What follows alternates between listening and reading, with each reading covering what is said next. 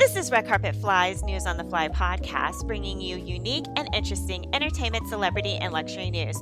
Before we get started, you know what to do. Like, follow, and subscribe to Red Carpet Fly, and hit that notification bell so you don't miss a single News on the Fly episode.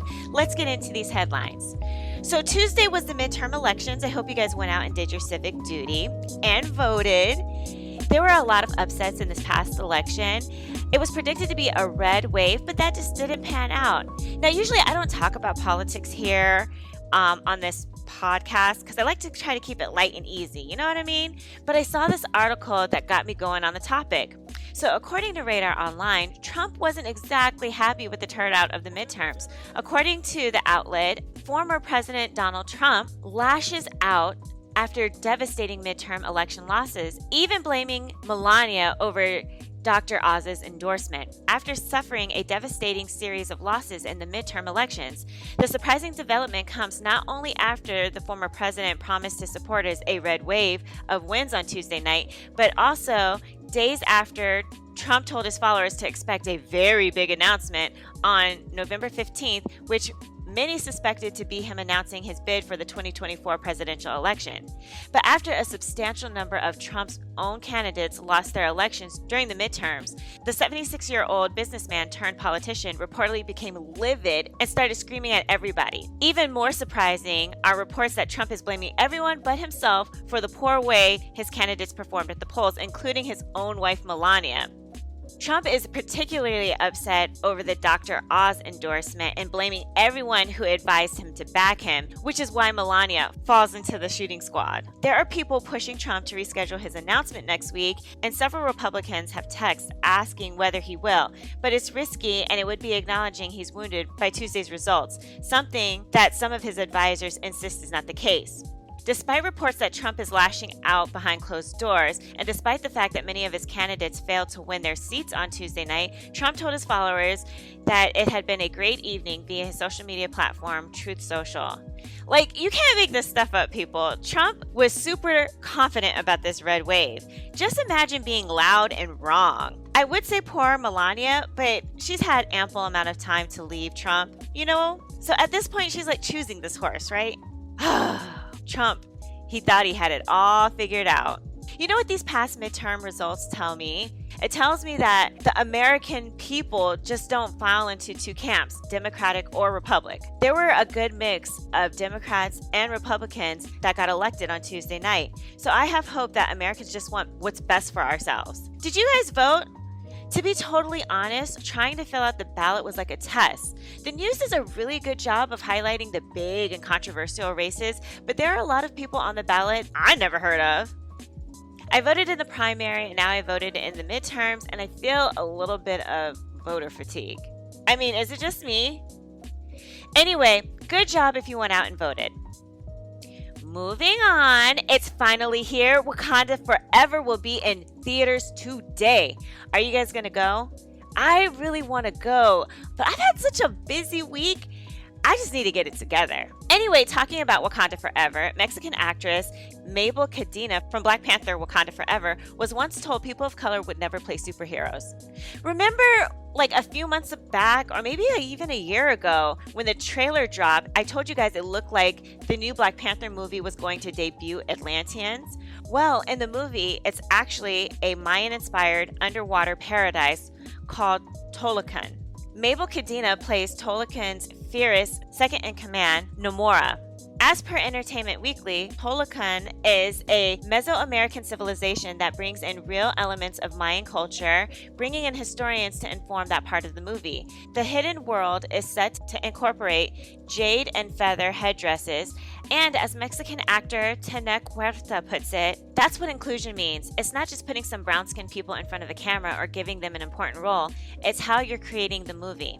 The 32-year-old told the outlet, "I was told that people of color don't look good. They aren't depicted that way, that they would never be superheroes. For that reason, nabbing the role of Namor's powerhouse cousin represented facing all the things that she had heard as a child and turning them around for good.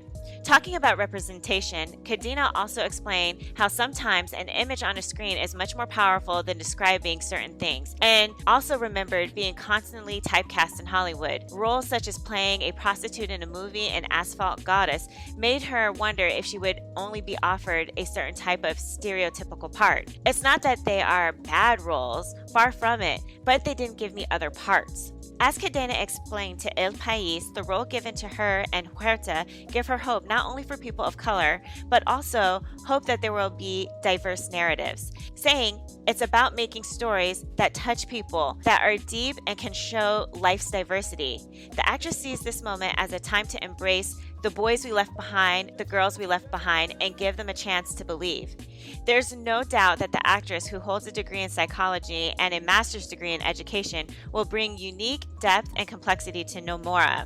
As Cadena told People Espanol, when I watched the movie for the first time, to me, I was like, oh my God, that's my face. And this face represents the different faces in Mexico. And that's new and that's huge. I'm really glad that Black Panther opened up this opportunity to include the Latino culture in the MCU. I wish this type of coalition actually happened in real life, though, you know? I feel like if more marginalized people came together and supported one another, I think things would be different here in the United States. Anyway, comment below and let me know if you're going to see Wakanda Forever this weekend. So, one last thing I want to discuss before I let you guys go. I have been seeing this trend of comedians having OnlyFans accounts. Have you guys seen this? I was on YouTube the other day and I was watching this guy's stand-up set. I can't remember who the comedian was, but I think he's like an up-and-coming comedian. But at the end of the video, it said you could see more of his material on OnlyFans, which struck me as kind of weird. Because, you know, we all know that OnlyFans is usually for, like, you know, people busting it wide open. Well, now I hear that comedian Whitney Cummings is taking her jokes to OnlyFans, and it's because, as she puts it, Twitter is full of dorks. So according to TMZ, Whitney Cummings says she's joining OnlyFans to tell dirty jokes, free from the backlash and controversy swirling on other social media sites. Whitney sees OnlyFans as the future for comedians looking for a safe space to tell jokes, seeing it as an alternative to places like Twitter, Facebook, Instagram, and YouTube, explaining how comedians are dragged when jokes push boundaries. The way Whitney sees it, the audience at OnlyFans is already used to the taboo. The site is infamous for offering subscriptions to models selling nude content, whereas places like Twitter are littered with dorks and snitches who want to report humor as hate speech. Whitney is planning to charge about $10 a month for her OnlyFans page, where she will experiment with material she says may be too explicit for someone scrolling the timeline at lunch. And she's already got jokes about potential nudes making their way on her page too. You know, this is really interesting to me because it's a different way of using OnlyFans. Would you guys pay a monthly subscription to a comedian's OnlyFans to get more risque and edgy content? I can see doing this, especially if the comedian is good. Plus, I like the fact that these comedians are flipping the app's use and using it for something else. It seems like this is a trend that is picking up, at least among the up-and-coming talent. And I wonder if bigger comedians are going to hop on this trend. Anyway, that's it for today, guys. If you'd like to receive text notifications of when I post news on the fly episodes or my celebrity red carpet interviews, please send a text to 917-502-4379 and say, I want to get fly texts. Once subscribed, you will start receiving text messages regarding a news on the fly episode or celebrity interviews.